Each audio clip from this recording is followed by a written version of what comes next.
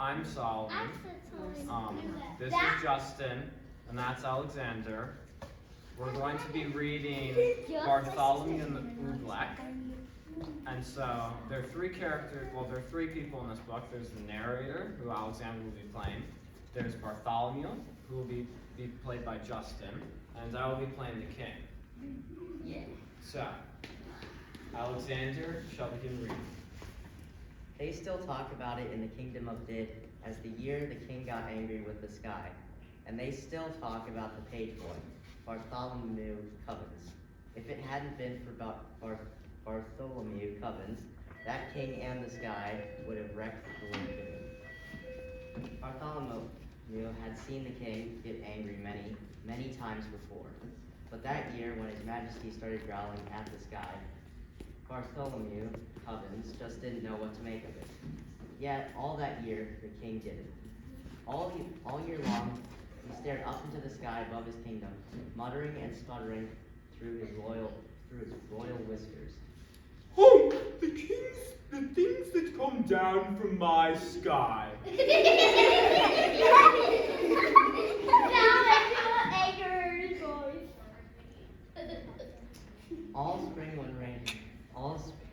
All spring when the rain came down, he growled at that. All summer, when the sunshine came down, he growled at that.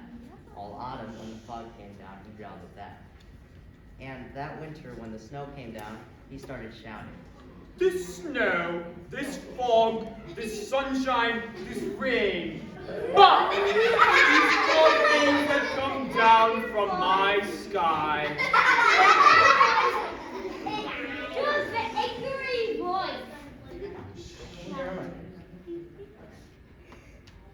Bartholomew tried to calm him. You've always had the same four things come down. That's just the trouble.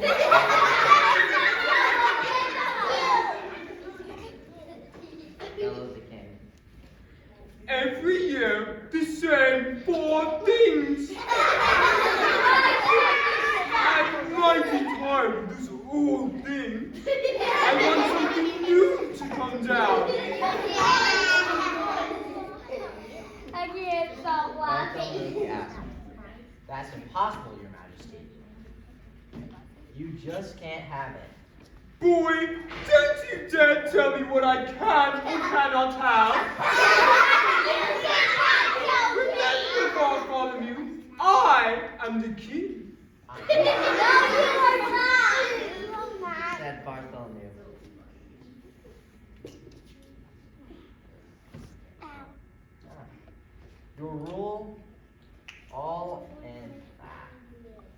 You rule all land, and you rule all the people.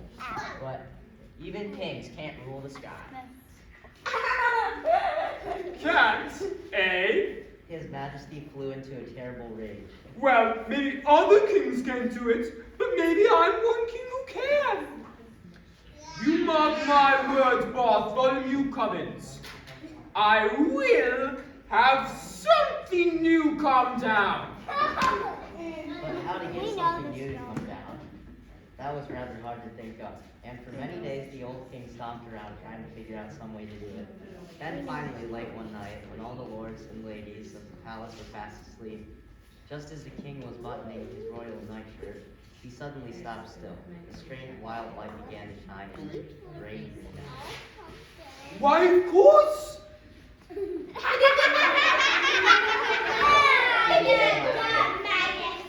can do it for me! Bartholomew Covens! Blow my secret whistle! Quick! Call my royal magicians!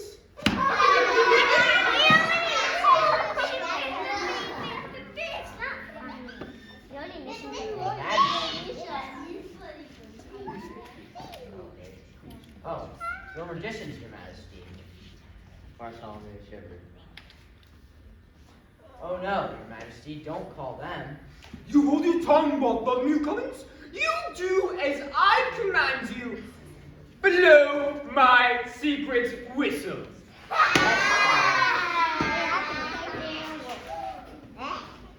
Bartholomew bowed. But, Your Majesty, I still think that you sorry.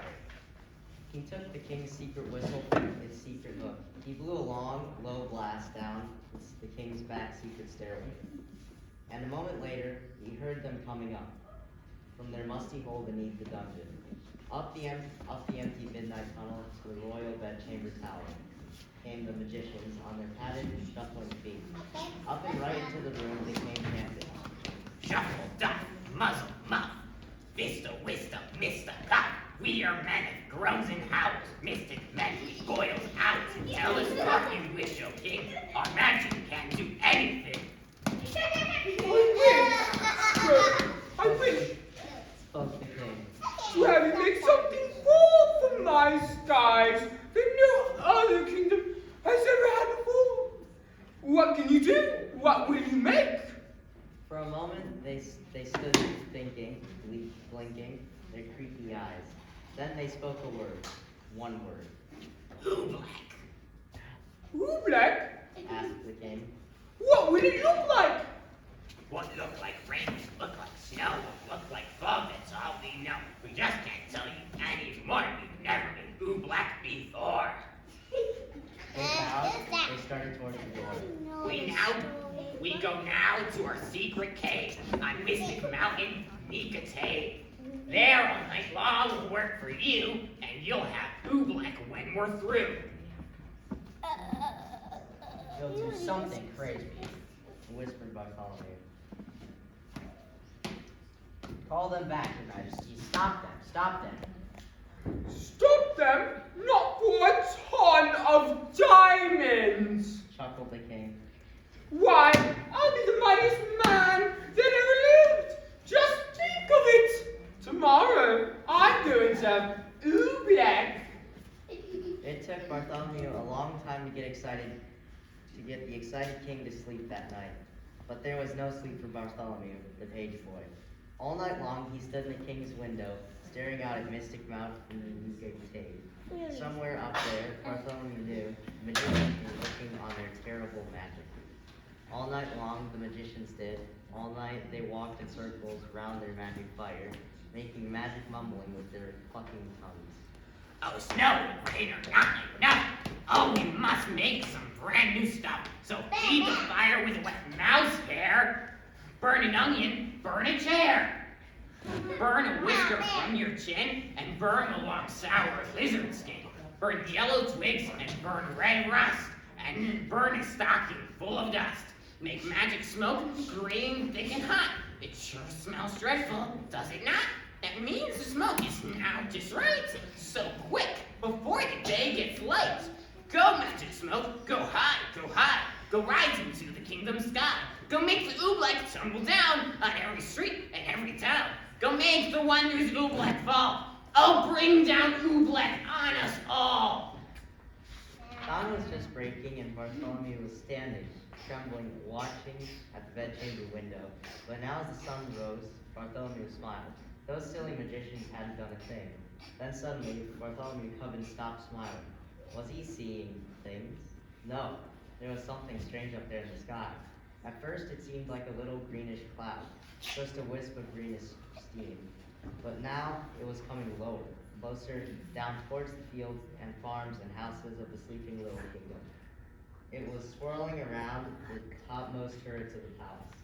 Tiny little greenish specks were shimmering in the air, right over his head.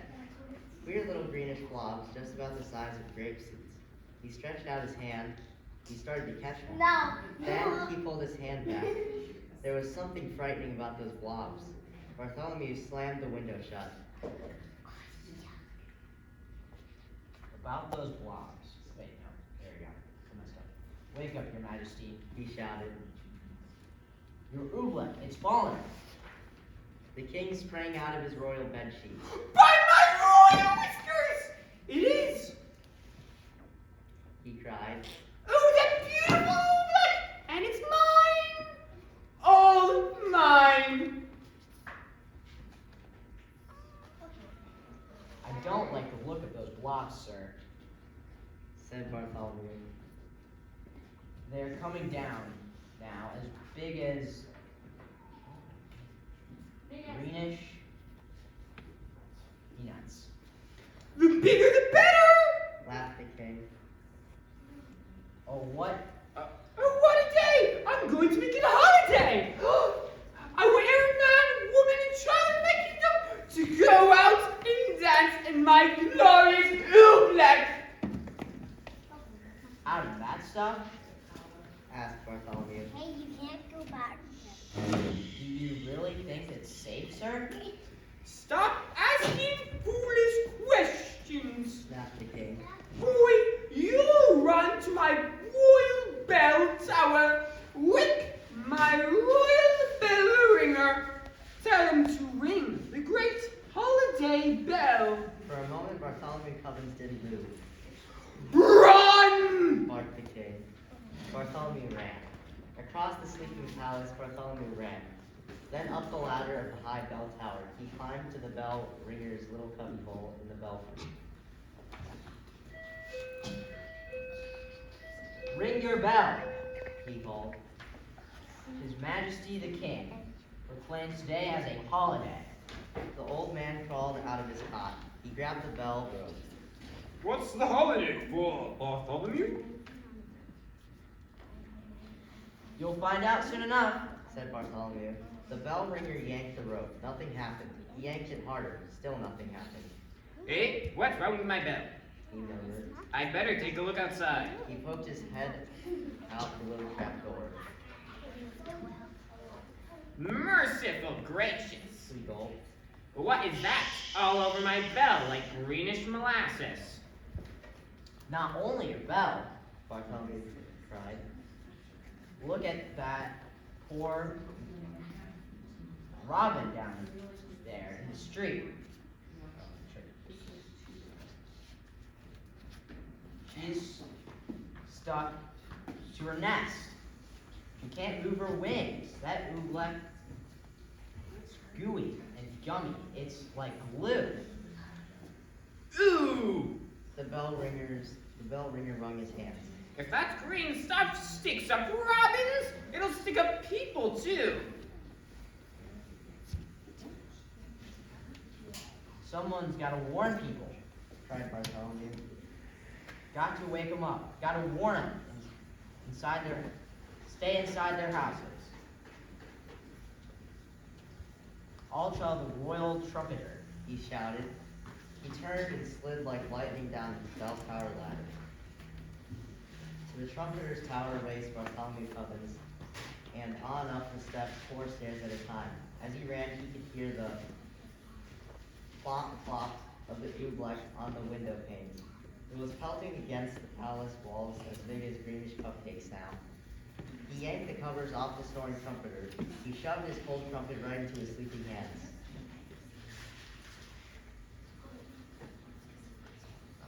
He yanked the cover. Get up. Warn the people. Blow the alarm. Alarm? Yawned the trumpeter. Then his eyes saw the oobleck. Those green things, Bartholomew. Where'd they come from? The king. Panted Bartholomew. The royal magicians made them.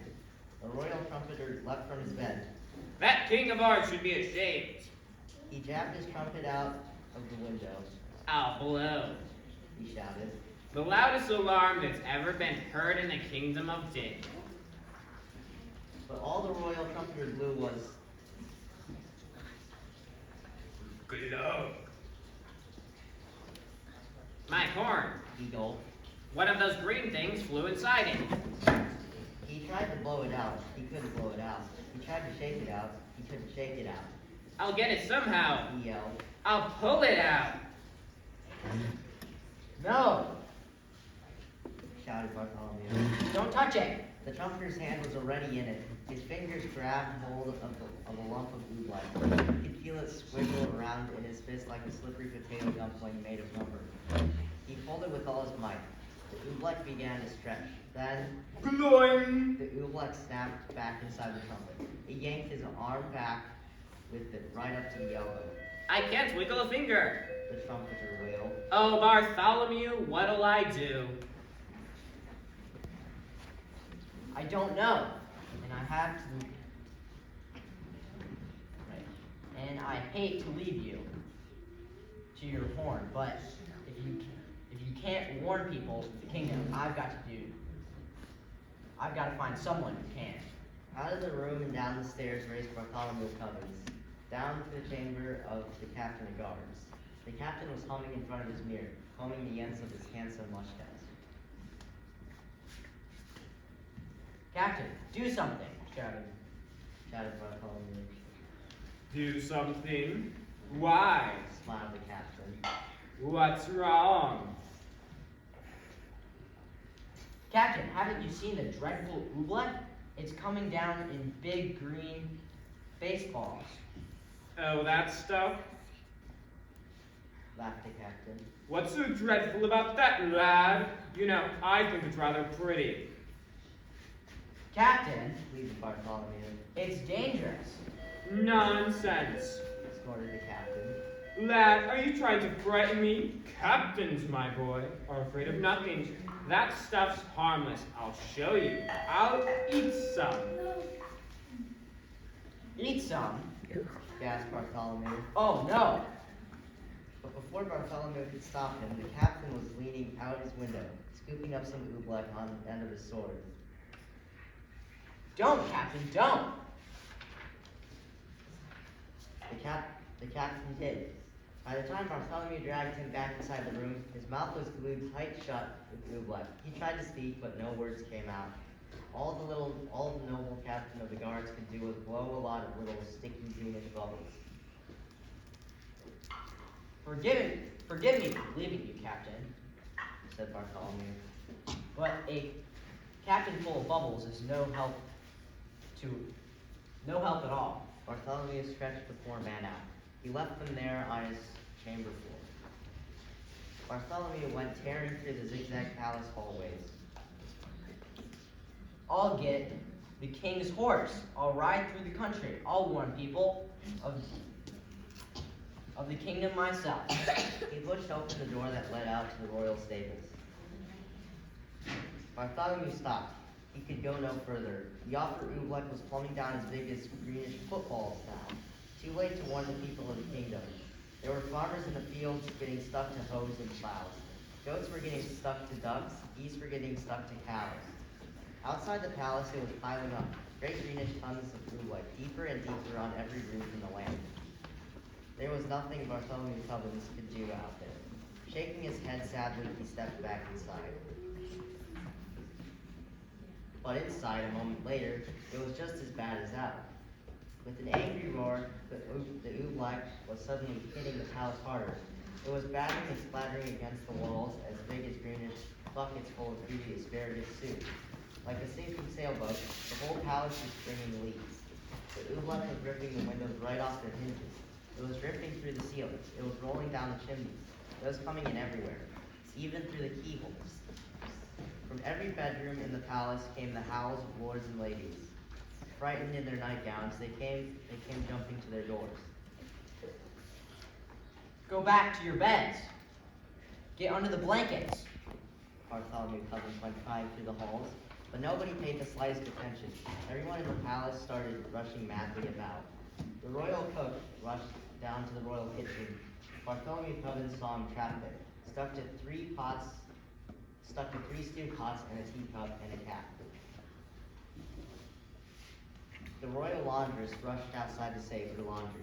Bartholomew saw her, stuck tight to the clothesline between two woolen stockings and the king's best Sunday blouse.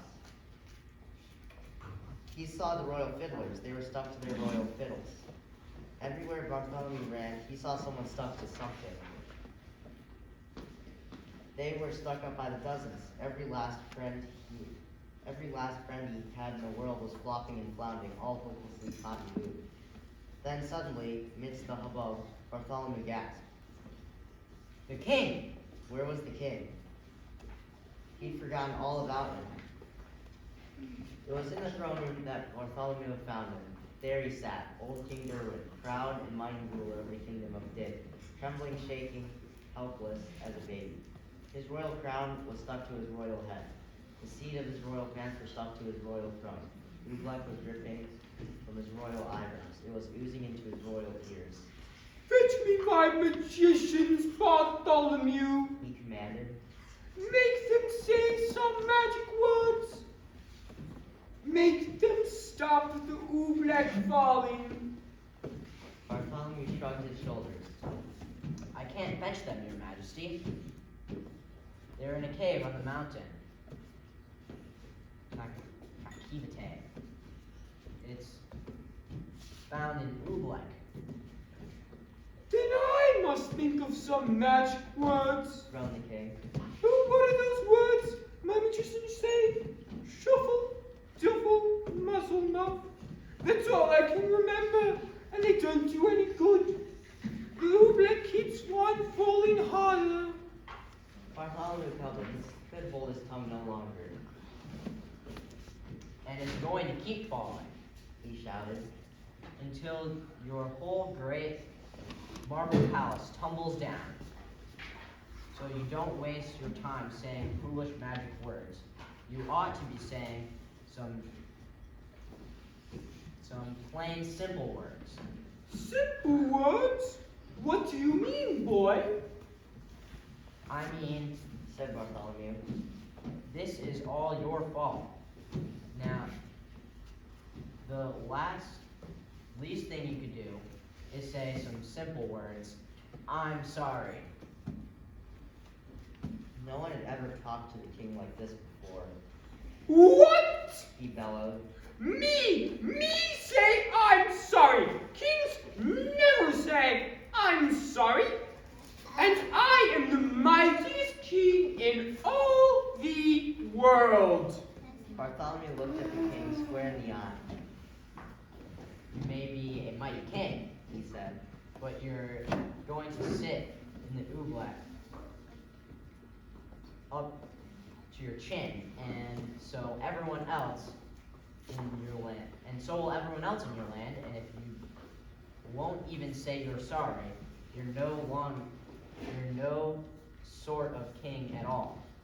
Bartholomew Cubbins turned his back. He started for the throne room door. But then Bartholomew heard a great deep sob. The old king was crying. Come back, Bartholomew Cummins. You're right. It is all my fault, and I am sorry. Oh, Bartholomew, I'm awfully sorry. And the moment the king spoke those words, something happened. Maybe there was something magic in those simple words. I'm sorry.